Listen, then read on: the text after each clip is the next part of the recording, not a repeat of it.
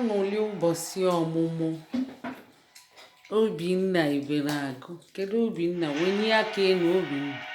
Wo wo wo wo wo wo wo. Ya na Ebubechukwu. Kedu Ebubechukwu? Chelu ka m bịa nye gị. Wenye aka elu Ebubechukwu. Wo wo wo wo wo wo wo. Pannekwu. Wenye aka elu. Ka ewi ji gashi mba. Adanna Igbeneghu. Wenye aka elu. Aṅụrị ụbọchị ọmụmụ Obinna Igbeneghu ya na Ebubechukwu Igbeneghu. Taa bụ 5th of April 2021. Anyị nọ mma na-ekwu oyoyo. Radio anyị abịa na-enye ka ore na-abịa.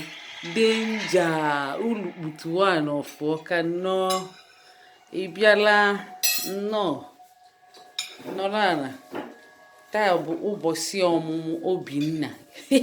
Dadi na-eme n'afọ nna o buru ụzọ tara anụ.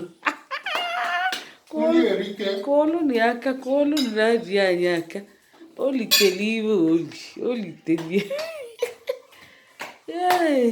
Anyị nwere ofe egusi, jollof rice, aṅara nke ndị Igbo be anyị, nke isi ewu, nke a rice na mmanya.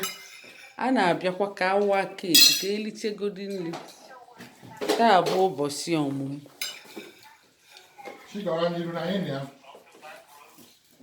Daalụ dadi anyị.